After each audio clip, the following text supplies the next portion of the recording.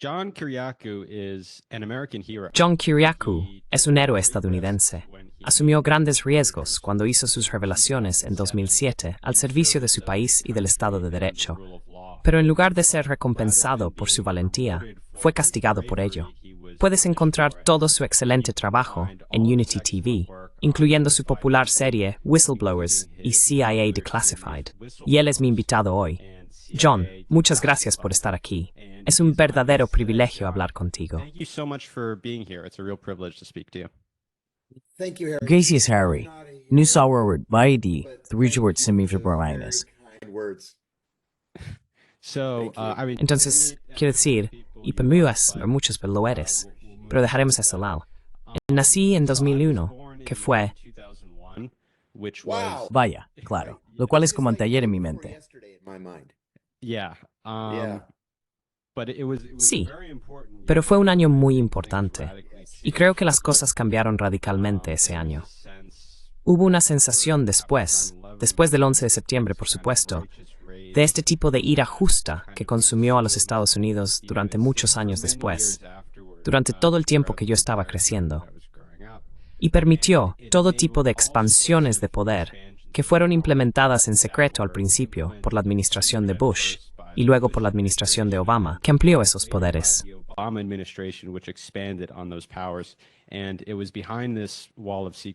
Y fue detrás de este muro de secreto donde ocurrieron todo tipo de abusos, la destrucción del debido proceso y el habeas corpus a través de este programa de rendición extraordinaria y programa de tortura que tú expusiste, la creación de este estado de vigilancia masiva y luego, en última instancia, la creación de este programa de drones para asesinar extrajudicialmente a personas gracias a la administración de Obama.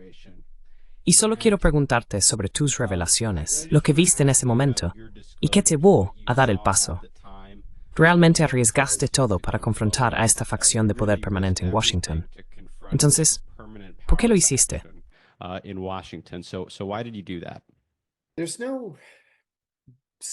No hay una respuesta fácil. Quiero darte un poco de contexto. Soy el tipo de persona, siempre he sido el tipo de persona que, por ejemplo, cuando voy a la oficina de correos a comprar sellos, les digo que nada patriótico.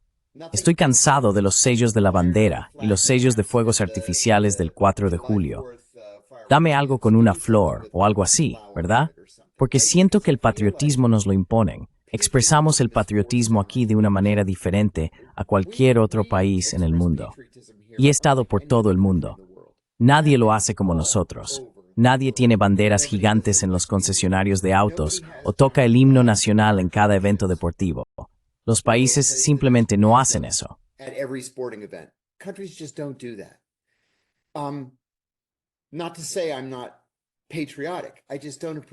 No es que no sea patriótico, simplemente no aprecio que me lo impongan. Después del 11 de septiembre, de hecho fui a Walmart y compré pegatinas de banderas para poner en las ventanas de mi coche. E incluso mi papá dijo, vaya, incluso tú con las pegatinas de banderas. Yo dije, lo sé, ¿verdad? Estoy cambiando de opinión. Dicho esto, mi patriotismo se basa en el Estado de Derecho. Se basa en la Constitución. Y creí ingenuamente, en el periodo inmediato después del 11 de septiembre, que el patriotismo de todos se basaba en la Constitución, ¿verdad? Eso es lo que hace a nuestro país tan grande, que tenemos esta increíble Constitución. Me di cuenta a mediados de 2002 y en 2003 de que estaba equivocado.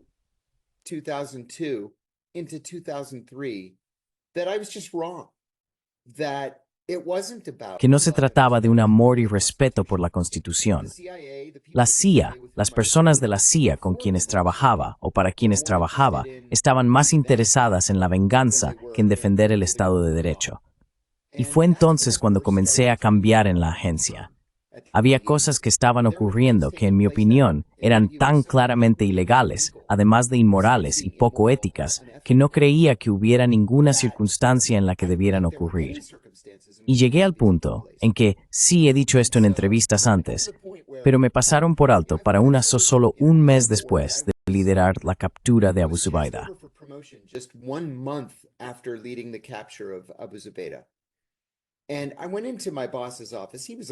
Y entré en la oficina de mi jefe.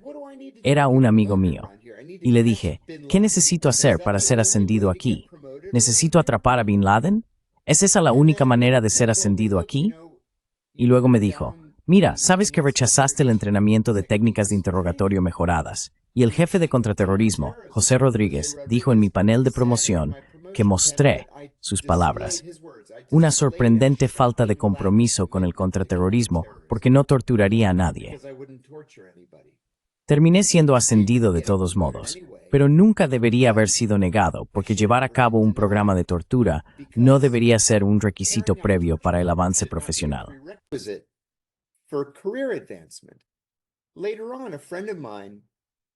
Más tarde, un amigo mío, un amigo en como 4 o 5 maneras diferentes. Estábamos trabajando juntos en contraterrorismo. Vamos a la misma iglesia. Estamos en el mismo grupo de hombres. Él es tanto un general de brigada en el ejército como un psiquiatra. Me dijo, ¿sabes? Te llaman el tipo de los derechos humanos a tus espaldas. Y yo dije, sí, lo sé. Y él dijo, sabes que eso no es un cumplido, ¿verdad? Y yo dije, oh, para mí sí lo es.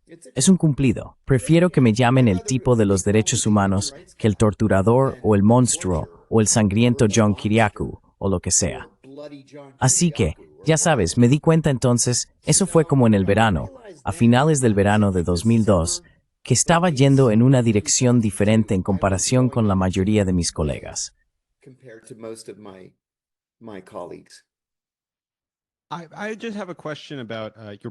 Solo tengo una pregunta sobre tu enjuiciamiento y tu castigo por lo que hiciste. Fuiste procesado por tus revelaciones por la administración de Obama, que a pesar de haber prometido responsabilizar a los torturadores y abusadores de poder en la administración de Bush, realmente los inmunizó de inmediato. Dijo, vamos a mirar hacia adelante y no hacia atrás, ¿verdad? And he instead went after journalistic sources like yourself, and he actually set a record for the number of sources that he prosecuted. And I always found the prosecution against these types of sources like yourself for the crime of leaking information to the press to be very odd, given that es muy extraño, dado que ningún grupo de personas filtra más a la prensa que el Estado de Seguridad de Estados Unidos. Y esa fue, de hecho, una de las revelaciones en el informe de tortura de 2014, donde se vio a funcionarios de la CIA jactándose de que cada vez que ves a altos funcionarios decir algo en un informe del New York Times o del Washington Post, significa que proviene de la Oficina de Asuntos Públicos de la CIA. ¿Puedes hablar sobre ese aspecto de tu enjuiciamiento?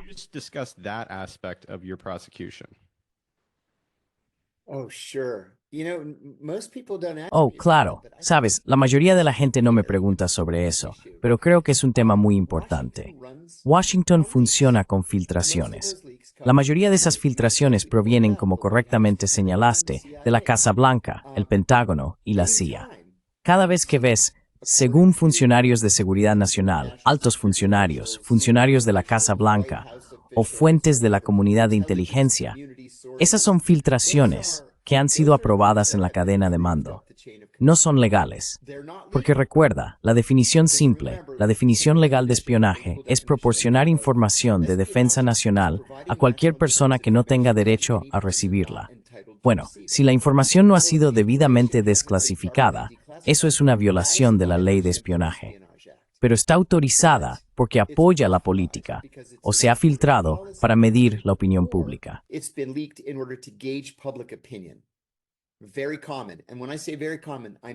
Muy común. Y cuando digo muy común, me refiero literalmente a todos los días. La administración de Obama fue particularmente mala en este aspecto, por un par de razones. Primero, prometieron no solo ser mejores que la administración de Bush, sino revertir muchas de esas políticas dañinas que vimos bajo la administración de Bush. No lo hicieron. Simplemente continuaron las políticas de la administración de Bush. Y en muchos casos, como los drones, lo empeoraron. Ahora aquí me voy a subir a mi tribuna, pero no puedo evitarlo. La ley de espionaje fue 17 para combatir a los saboteadores alemanes en los primeros años de la Primera Guerra Mundial. Entre 1917 y 2009, la inauguración de Barack Obama, 3 estadounidenses fueron acusados de espionaje por hablar con la prensa. espionage for speaking to the press. Just under Obama, there were 9 of us. Bajo Obama, éramos 9, 3 veces el número de todos los presidentes anteriores combinados. 9 de nosotros fuimos procesados bajo la ley de espionaje por hablar con la prensa. Ahora, en algunos casos, el espionaje es castigado con la muerte. Así que no es como si solo nos estuvieran reprimiendo para que dejáramos de hablar. El mínimo que puedes recibir bajo la ley de espionaje es de 5 años. El castigo común es de 15 años. Así que este es un delito muy serio, muy grave. Ahora, fui acusado de espionaje por dar una entrevista a ABC News y una entrevista de seguimiento al New York Times en la que dije que la CIA estaba torturando a sus prisioneros, que la tortura era una política oficial del gobierno de Estados Unidos y que la política había sido aprobada personalmente por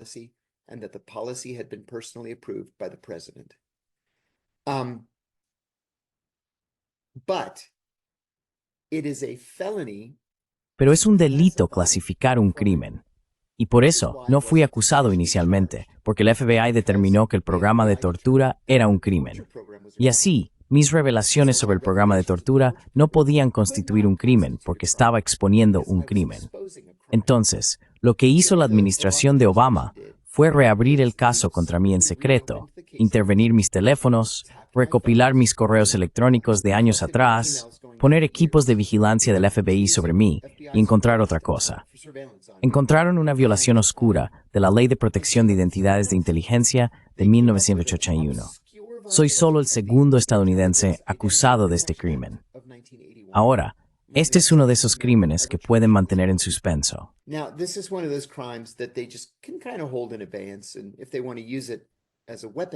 Y si quieren usarlo como un arma contra alguien, como un garrote, pueden hacerlo. Entonces, la razón por la que me acusaron de este crimen es porque un autor me envió un correo electrónico y dijo que estaba escribiendo un libro sobre la rendición de Abu Omar. Este era un clérigo egipcio en Milán que la CIA secuestró y envió de regreso a Egipto para ser torturado. Dije, no sé nada sobre Abu Omar, aparte de lo que he leído en el Washington Post. Él dijo, bueno, ¿puedes presentarme a alguna de estas 12 personas? Dije, no conozco a ninguna de estas personas. Luego me envía un segundo correo electrónico y dice, ¿puedes presentarme a alguna de estas 12 personas? Y dije, mira, el secuestro no era lo mío en la CIA. No trabajé con la gente de secuestros. No sé quiénes son estas personas.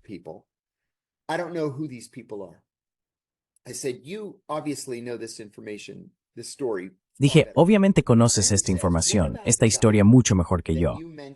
Luego él dice, ¿qué pasa con el tipo que mencionaste en la página 145 o lo que sea de tu primer libro? Y él dijo, creo que su nombre es John. Y yo dije, oh, te refieres a John Doe. No sé qué le pasó. Probablemente se jubiló y está viviendo en algún lugar de Virginia. Pero dije el apellido. Así que técnicamente violé la Ley de Protección de Identidades de Inteligencia de 1981. Ahora, este reportero o autor nunca hizo público ese nombre. Así que nunca hubo ningún peligro para este oficial. Pero el Departamento de Justicia me atrapó. Ahora, al mismo tiempo, en cuestión de meses, el director de la CIA, David Petraeus, filtró los nombres de 10 operativos encubiertos a su novia adúltera. Eres un Matt. Sí, Iba tenía este libro negro. Sí, él le mostró el libro negro. No puedes mostrarle a nadie el libro negro. Y luego, al mismo tiempo, había un exoficial de la CIA, descontento, en Bethesda, Maryland, que expuso los nombres de 7 agentes encubiertos en su sitio web anti-CIA. El Departamento de Justicia no acusó a ninguno de los dos. Me acusaron a mí. Así que fue un caso político desde el principio. Y desde entonces, en el periodo inmediato justo después de que fui a prisión, fui sentenciado a 30 meses. Hice 23. Pero 2 agentes del FBI escribieron a mis abogados y se disculparon. Y luego, hace solo 3 semanas, recibí un correo electrónico de un agente del FBI diciendo que lamentaba su papel en mi enjuiciamiento. Que a nivel operativo, nadie quería este caso, pero que les habían ordenado encontrar algo para acusarme por parte de los funcionarios más altos.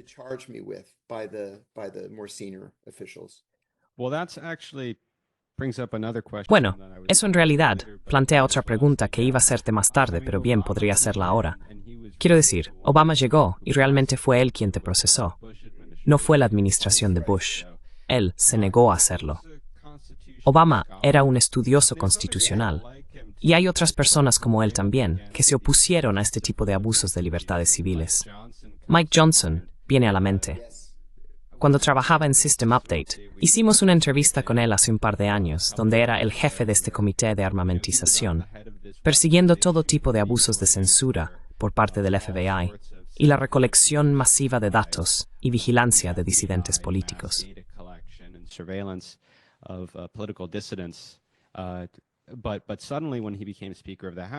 Pero de repente, cuando se convirtió en presidente de la Cámara, fue el voto decisivo para aprobar esta vigilancia 702 sin ninguna reforma. Tulsi Gabbard ahora, también, para obtener su confirmación, parece que tiene que renunciar a su oposición al programa de vigilancia 702.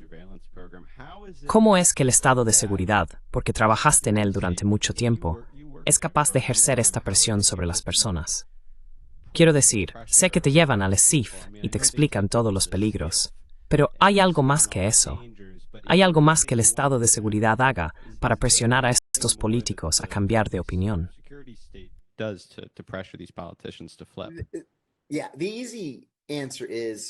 Sí, la respuesta fácil es que todo lo que tienen que hacer es mencionar el 11 de septiembre.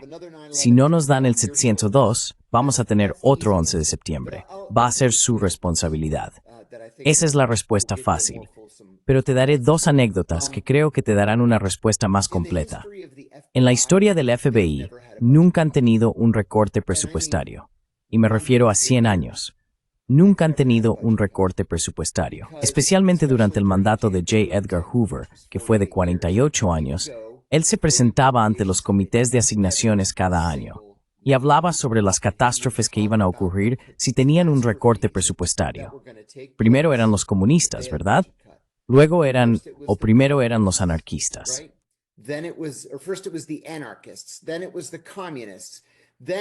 Primero fueron los comunistas. Luego fueron los fascistas. Después fueron los gánsteres de los años 30, ¿verdad? Luego fueron los beatniks y la gente de las drogas. Luego fueron los manifestantes contra la guerra. Luego fueron los afroamericanos. Siempre había algún enemigo contra el cual necesitaba movilizar al Congreso. Siempre tuvo mucho éxito. Y la CIA no es ciega. La CIA vio lo que Hoover estaba haciendo y dijo, esa es una gran idea. Y así, cada año en secreto, porque el presupuesto de la CIA, el presupuesto de toda la comunidad de inteligencia, está clasificado, iban ante los comités de asignaciones y decían, comunismo, comunismo hasta 2001. Y desde entonces, ha sido el terrorismo, y ahora son los chinos y los rusos.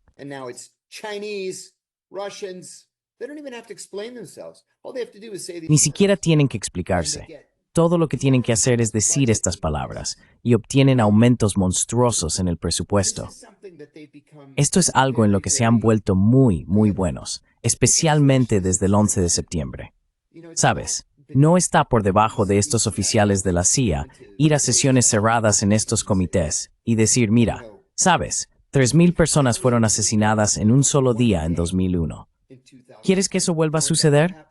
Si supieras lo que sabemos, si pudieras ver los informes que vemos, ni siquiera pensarías en votar no a nuestro presupuesto. Te daré otro ejemplo. Fui a Afganistán en 2011 con John Kiriakou. Yo era el investigador principal en el Comité de Relaciones Exteriores del Senado.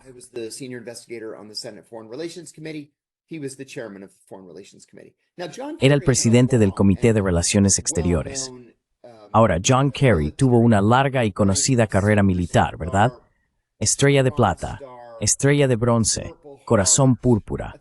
Creo que tenía 3 estrellas de bronce y un corazón púrpura. Así que entramos en esta sesión informativa. Acabábamos de aterrizar en la base aérea de Bagram.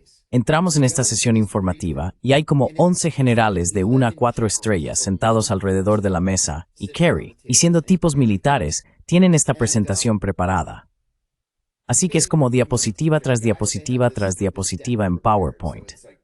Sabes, nos estamos moviendo aquí y nos estamos moviendo allá. Y vencimos a los talibanes aquí. y luego los vimos allí, y los matamos, y los hicimos retroceder.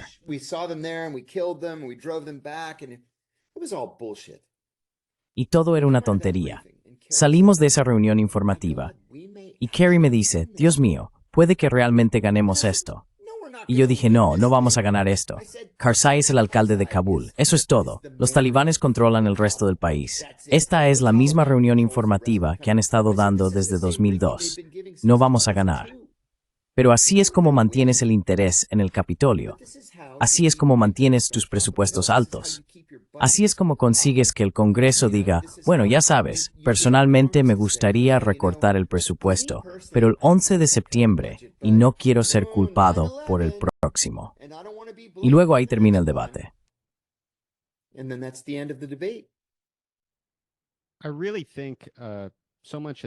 Realmente creo que mucho ha cambiado recientemente, y solo las opiniones sobre estas agencias del Estado de Seguridad han cambiado entre la izquierda y la derecha.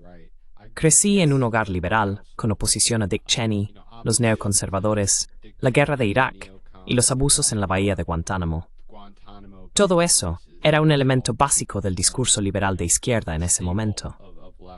Como resultado, había un gran escepticismo hacia la CIA y el Estado de Seguridad. Sin embargo, a diferencia de cuando revelaste el programa de tortura en 2007, las encuestas ahora muestran consistentemente que los liberales adoran el Estado de Seguridad. Y es la derecha política, de hecho, la que es escéptica al respecto. Realmente, puedes ver esto todo el tiempo en la televisión. John Brennan y Jim Clapper están siempre en CNN y MSNBC. Están en la televisión, en realidad más que los Kardashians. Son consultores pagados, sí, son consultores para CNN y MSNBC. Sí, básicamente son influencers en este punto. Y un momento de revelación realmente ocurrió este otoño. Fue cuando Kamala Harris estaba haciendo campaña para la presidencia. Pasó las últimas semanas de su campaña con los Cheney, hablando sobre cómo la familia Cheney encarna valores estadounidenses como el Estado de Derecho y el respeto por la Constitución. Eso es por lo que los Cheney son famosos. Y así, la historia ha sido un poco olvidada, y ha habido este tipo de realineamiento radical en todos estos temas relacionados con el estado de seguridad. ¿Por qué crees que esto está sucediendo?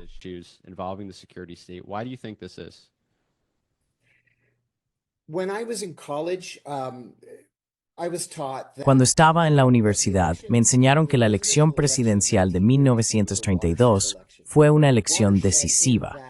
Decisiva en el sentido de que el Partido Demócrata y el Partido Republicano cambiaron de lados, ¿verdad? Los republicanos habían sido el partido de Lincoln, el partido del liberalismo, y los demócratas habían sido los sureños, los conservadores, el partido antilaborista. Eso cambió en 1932. Creo que ha vuelto a cambiar, no del todo, pero en términos de populismo. Y no sucedió solo en una elección. Fue más gradual que en 1932, hasta el punto en que ahora no solo tienes una mayoría de hogares sindicales, sino 2/3 de los hogares sindicales votando por Donald Trump.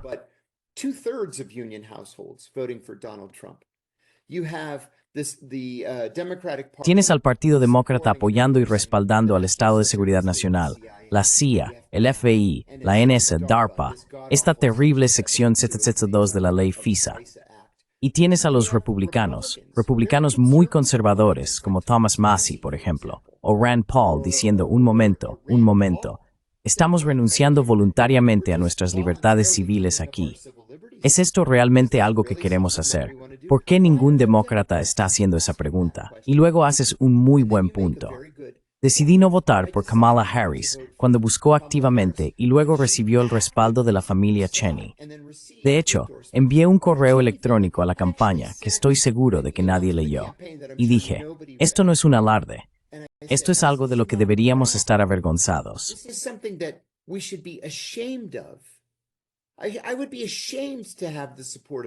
Me avergonzaría tener el apoyo de Dick Cheney. Creo que Dick Cheney es un monstruo. Y creo que estamos en medio de este extraño realineamiento político. He visto un puñado de artículos de opinión hablando sobre ello, pero principalmente desde la perspectiva laboral. No me gusta en absoluto porque deja a los progresistas tradicionales como yo sin lugar a dónde ir. Quiero decir, realmente, el único lugar al que puedo ir es al Partido Verde, o tal vez a los libertarios, pero ellos también tienen su propia ala excéntrica, ya sabes. Entonces, ¿qué haces? ¿A dónde vas? Estoy en el punto en que le hice una broma a un amigo mío el otro día. Soy un odiador de igualdad de oportunidades. Odio a todos. Como, ¿por qué no hay ningún lugar donde un progresista pueda ir y sentirse bienvenido? Ciertamente no es el Partido Demócrata.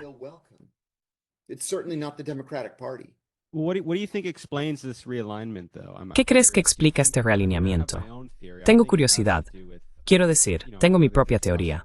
Creo que tiene que ver, entre otras cosas, con el Russiagate, cuando Trump tuvo la victoria sorpresa en 2016, que conmocionó completamente al establishment. Y sí, John Brennan y otros presentaron el dossier Steele como una especie de inteligencia precisa cuando era un fraude total. Basaron toda esta campaña contra él en eso. Fue entonces cuando realmente elevaron a estos funcionarios de inteligencia a estrellas de televisión, al nivel de Kim Kardashian, personas como John Brennan y Jim Clapper. Pero me pregunto, ¿cuál es tu opinión sobre esto? ¿Cuándo tuvo lugar este realineamiento?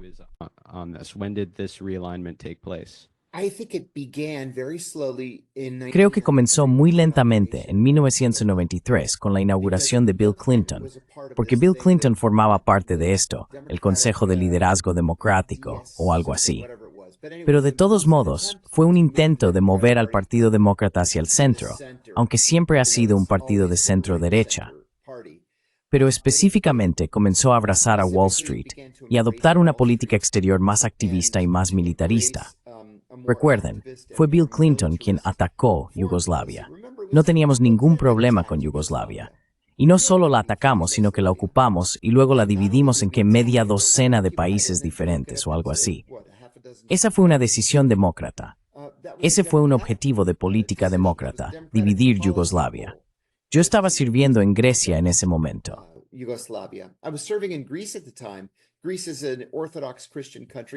Grecia es un país cristiano ortodoxo, al igual que Serbia.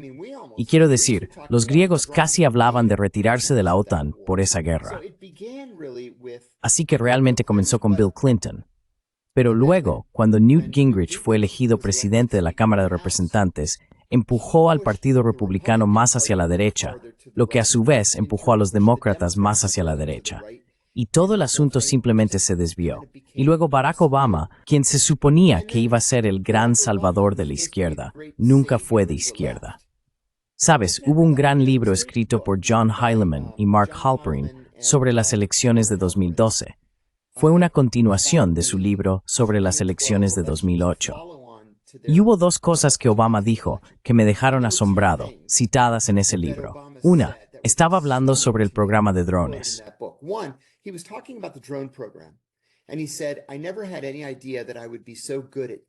Y él dijo, nunca tuve idea de que sería tan bueno matando gente. Bueno, de nuevo, eso no es algo de lo que presumir. Estás matando a personas que nunca han sido acusadas de un crimen, ¿verdad? Eso no es a la manera estadounidense. Y la segunda cosa que dijo fue, muy tranquilamente, nunca le dije a nadie que era liberal. Es como la broma es para ti, votante estadounidense. ¡Ja! ¿Esperanza y cambio? Ingenuos. Y fue entonces cuando me di cuenta de que hay un cambio real en marcha, y yo no soy parte de él.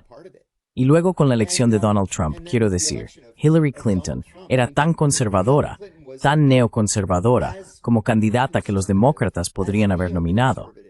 No solo estaba en el molde de Obama, sino que estaba muy alineada con su esposo, y tal vez incluso más militarista que su esposo.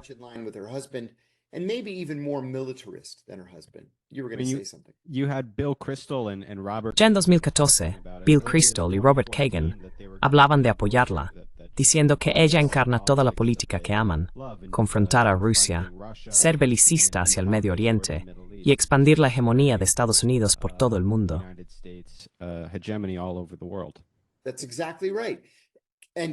Exactamente. Y Kagan es particularmente peligroso porque asesora a administraciones de ambos partidos. Sabes, también hay una historia famosa sobre Richard Pearl.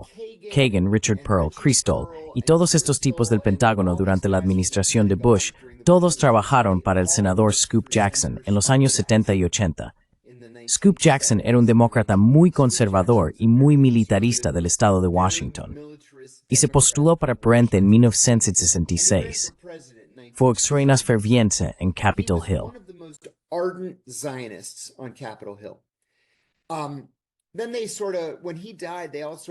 Luego, cuando él murió, todos se separaron y la mayoría de ellos se unieron a grupos de reflexión republicanos. Pero Richard Pearl nunca cambió su afiliación partidaria. Todavía es demócrata hoy en día. Bueno, hay una historia famosa de que el 12 de septiembre de 2001 fue a la Casa Blanca y le dijo al vicepresidente Cheney, «Sabes que tenemos que atacar Irak, ¿verdad?» Y ahí fue cuando se plantó toda la idea, se plantó esa semilla. Si Saddam Hussein tuvo algo que ver con el 11 de septiembre o no era irrelevante. Esta era nuestra oportunidad para eliminarlo. Y los demócratas adoptaron esa misma política.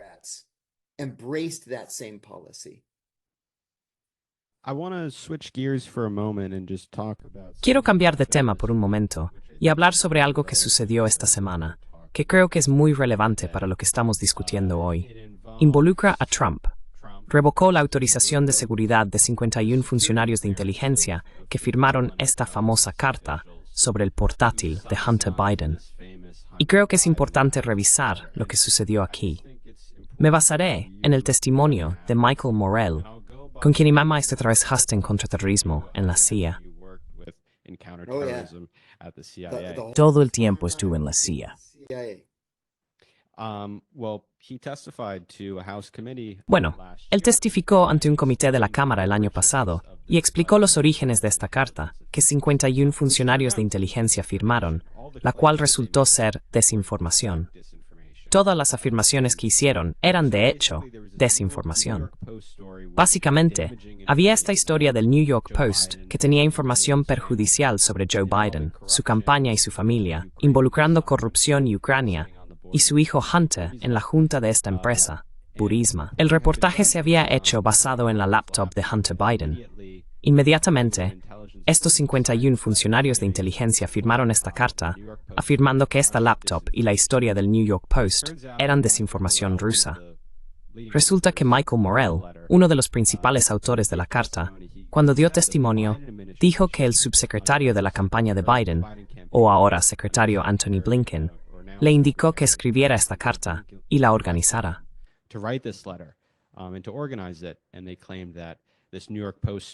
Y afirmaron que esta historia del New York Post era desinformación rusa. Tenía todas las características de desinformación rusa. Y alimentaron esta historia a Natasha Bertrand, quien es una de sus leales taquígrafas, que la publicó en Politico. Y fue muy trascendental, porque Joe Biden luego la mencionaría en el siguiente debate. Usaron esta historia de Politico por Natasha Bertrand, basada en esta carta, para censurar al New York Post en Facebook y Twitter. No se podía compartir esta carta, y el New York Post, uno de los periódicos más antiguos del país, fue expulsado de esa plataforma. Obviamente tuvo consecuencias en la elección. Nunca sabremos cuánta consecuencia.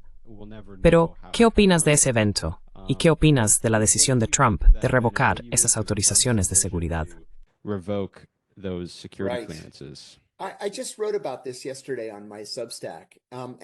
Acabo de escribir sobre esto ayer en mi Substack y también escribí sobre ello hace 4 años. Creo firmemente que si eres un exoficial de la CIA, NSA, NSC y tienes autorizaciones de seguridad, absolutamente, positivamente, no deberías estar hablando con los medios, punto. Número 1. Pensé que cuando Donald Trump fue elegido presidente por primera vez, debería haber revocado sus autorizaciones de seguridad. Es casi imposible permanecer objetivo si tienes una autorización y tienes contratos con la comunidad de inteligencia y tienes un contrato con los medios. Porque de nuevo, sabes, es esta actitud de que, bueno, soy especial. Tengo acceso a información a la que tú no tienes acceso. Pero vaya, si pudieras ver lo que yo veo, sabrías que estoy diciendo la verdad.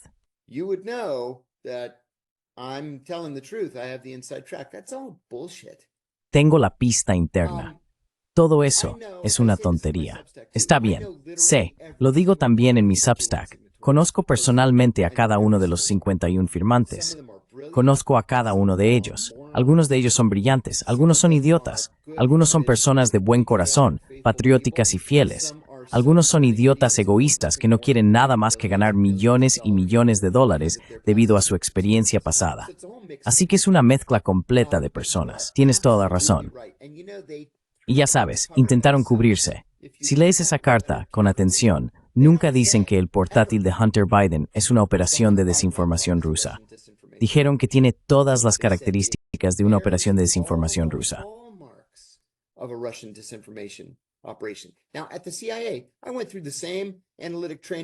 Ahora, en la CIA, pasé por el mismo entrenamiento analítico que ellos. Y nos enseñan a usar calificativos como ese para que puedan decir, bueno, si dices, oye, dijiste que este portátil de Hunter Biden era desinformación rusa. Dijeron, no. Decimos que parecía que podría ser desinformación rusa. Es muy engañoso, pero esta vez fueron un poco demasiado listos para su propio bien y se quemaron. También haces un punto muy importante, si puedo concluir con esto. El New York Post fue perjudicado por Twitter y por Facebook y otras plataformas porque no se te permitió compartir esa historia sobre el portátil de Hunter Biden. No se te permitió porque estos 51 genios de la comunidad de inteligencia dijeron que era desinformación rusa. ¿Y qué es eso sino propaganda?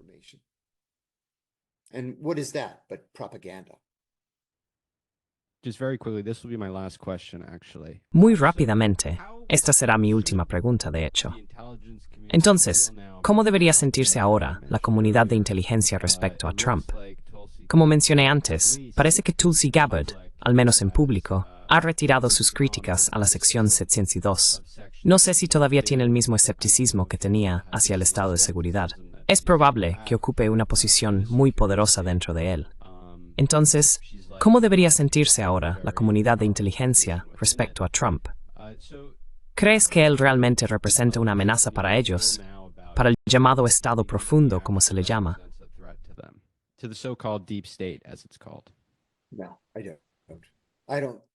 No, no lo creo. No creo que nadie pueda ser una amenaza para el Estado profundo y ser elegido. Me encanta Tulsi Gabbard. Creo que es genial. Aún no estoy convencido de que tenga los votos. Y te diré algo, realmente espero que haya cambiado de opinión sobre el 702 solo para convencer a suficientes republicanos de apoyar su nominación para que pueda superar el proceso de confirmación. Y luego, una vez que se convierta en la DNI, diga, oh, ¿sabes qué? Pensándolo bien, creo que el 702 es una grave violación de nuestras libertades civiles, y estoy en contra. Ahora, eso sería genial. Pero he estado en Washington el tiempo suficiente para saber que la gente hace lo que hace generalmente por interés propio o por desinterés.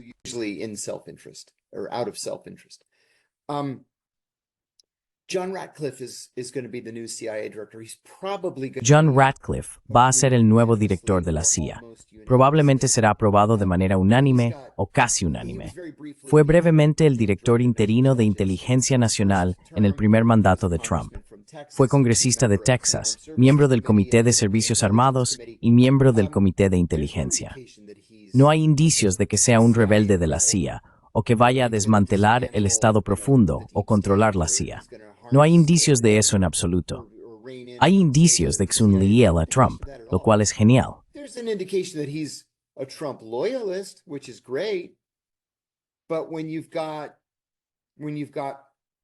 Pero cuando tienes halcones de política exterior como Marco Rubio como secretario de Estado y a Pete Hegseth como el presunto secretario de Defensa, nadie va a desmantelar nada en esos dos departamentos. ¿Por qué la CIA sería diferente? Espero que el Congreso finalmente se ponga al día en algunos de estos temas.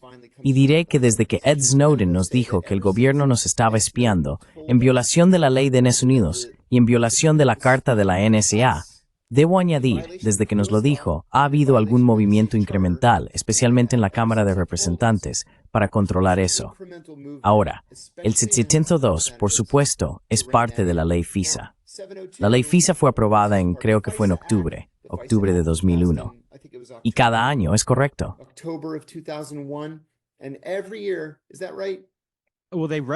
Bueno, lo aprobaron para legalizar retroactivamente el espionaje ilegal e inconstitucional que estaban haciendo, lo cual fue revelado en el New York Times. Así es. Entonces, cada año, unas pocas personas más, en su mayoría republicanos, se oponen al 102. Ahora, Snowden nos dio sus revelaciones hace, ¿qué?, 11 años y medio. Y él dice que esto es una derrota, que no hemos legalizado protecciones para los ciudadanos estadounidenses y que el 702 sigue siendo una ley vigente. Así que él piensa que eso es una derrota. Yo soy quizás un poco más optimista de que eventualmente llegaremos allí, pero ha pasado más de una década.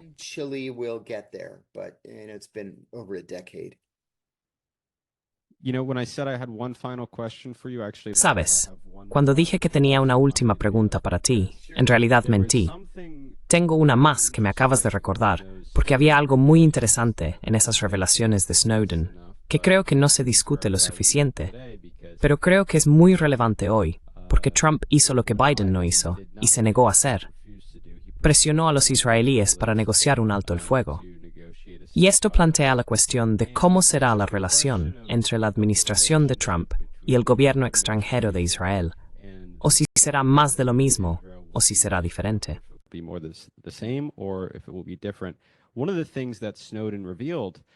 Una de las cosas que Snowden reveló fueron discusiones dentro de la NSA sobre Israel.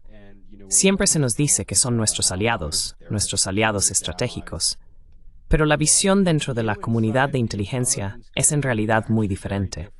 De hecho, los ven como una de nuestras mayores amenazas estratégicas en varios frentes. Estuviste en la CIA y te he escuchado hablar un poco sobre esto antes. ¿Puedes dar un poco de contexto sobre esto? ¿Qué fue lo que viste cuando estuviste allí?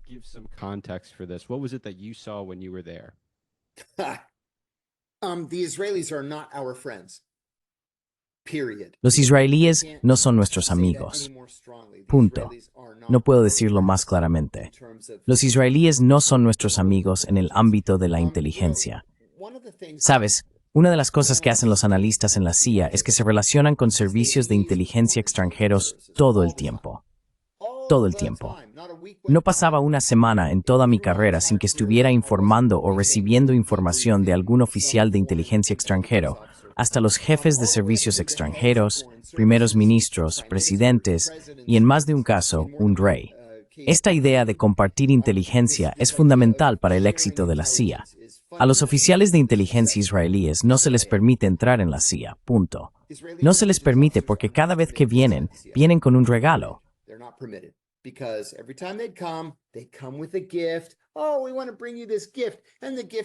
Oh, queremos traerte este regalo. Y el regalo está lleno de baterías, micrófonos y dispositivos de transmisión. Y tuvimos que decirles, miren, tienen que dejar de intentar plantar micrófonos debajo de nuestras mesas en la sala de conferencias cada vez que vienen al edificio. Así que ahora nos reunimos con ellos fuera del sitio. Simplemente no se les puede confiar que entren al edificio. Número 1. Número 2. El primer informe de enlace extranjero que hice fue para los israelíes. Solo llevaba unos 4 meses en la CIA y formaba parte de un grupo de una docena de analistas que se reunió con el representante del Mossad y el representante del Shin Bet para hablar sobre Irak y la posibilidad de que Irak pudiera invadir Kuwait.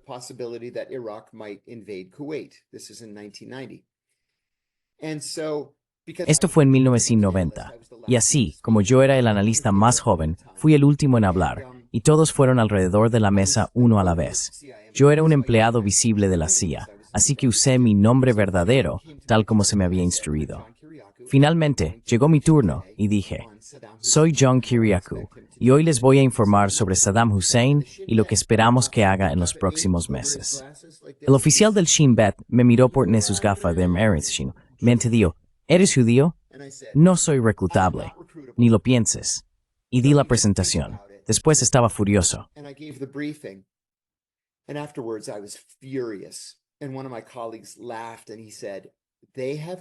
Y uno de mis colegas se rió y dijo, nos han hecho eso a cada uno de nosotros. A cada uno de nosotros. Mi tercer punto.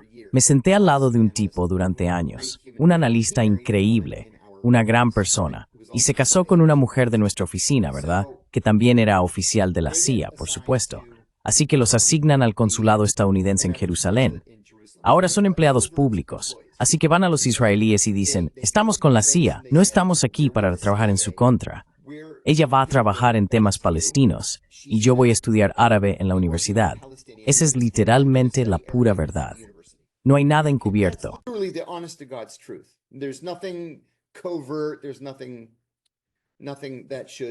No hay nada que debería haber levantado las alarmas de Israel.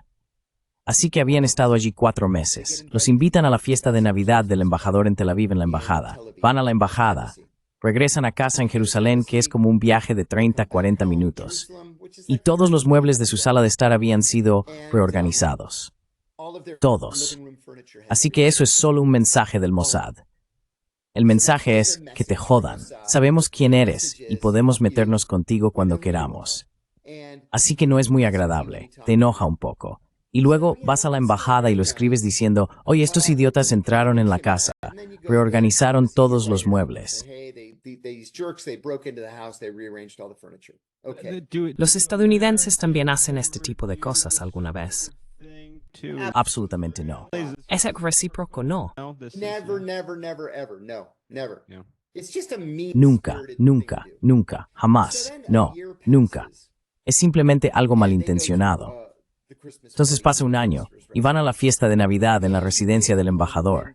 Vuelven a casa y la gente había defecado en todos sus baños y no tiraron de la cadena. Es insultante, es malintencionado. Y ya sabes, tienes que pensar en tu seguridad. Entraron fácilmente en tu casa. Dejaron excrementos por todas partes. Sabes, aparentemente tienen llaves o pueden forzar la cerradura fácilmente. ¿Plantaron cámaras, dispositivos de escucha? Probablemente. No lo sabes. Y luego, al final de su gira de 2 años, el embajador organiza una fiesta de despedida para ellos. Cuando vuelven a casa después de la fiesta de despedida, alguien había entrado en la casa y cortado la cola del perro, la envolvieron en gasa y el perro estaba gimiendo y escondido debajo de la mesa de la cocina. ¿Es realmente necesario? Se supone que somos aliados.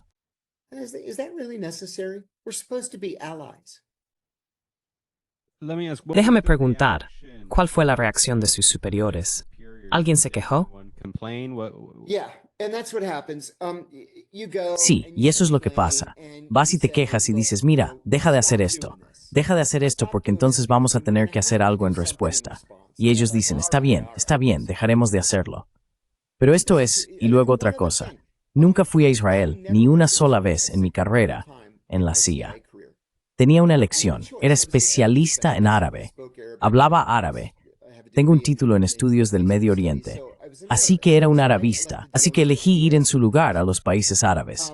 Israel estaba clasificado como una amenaza crítica, el nivel de amenaza más alto, amenaza crítica para la contrainteligencia. Así que si no tenías que ir absolutamente a Israel, no ibas a Israel. Simplemente no vale la pena el problema.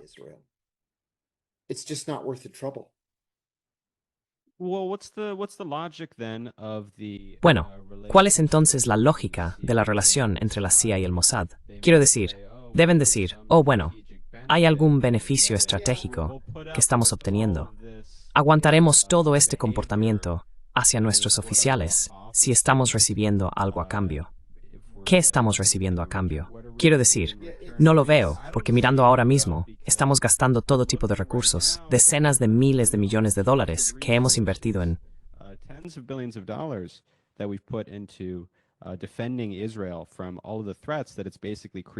defender a Israel de todas las amenazas que básicamente está creando para sí mismo.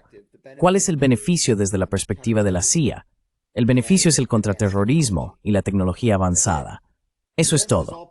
El resto es pura política, y todo se desarrolla en el Capitolio.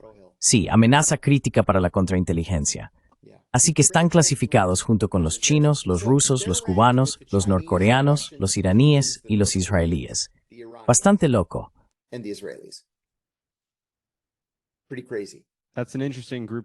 Es un grupo interesante de países que mencionaste. Sí. Bueno, muchas gracias por acompañarme hoy. De nuevo, fue realmente un privilegio y un honor en realidad. Lo aprecio. Espero poder hablar contigo en algún momento pronto. Gracias. Y si no te importa, quiero promocionar este programa de televisión realmente divertido que tengo ahora llamado CAA Declassified. Por supuesto, está en Unity. Televisión Unificada son dos programas separados. En uno, hablamos con denunciantes internacionales, personas de todo el mundo que han revelado información sobre una variedad de temas diferentes. Y luego CIA Declassified es algo que no se está haciendo en ningún otro lugar. Tomamos estos documentos desclasificados de la CIA y luego hablamos sobre estos importantes desarrollos históricos internacionales que los rodean. Cosas como, ya sabes, el golpe de 1953 en Irán, el derrocamiento de Salvador Allende, el asesinato de Kennedy, el muro de Berlín, cosas así, y de qué estaba hablando la CIA en tiempo real mientras estas cosas sucedían. Así que es divertido, y pongo todo lo que hago en Substack también.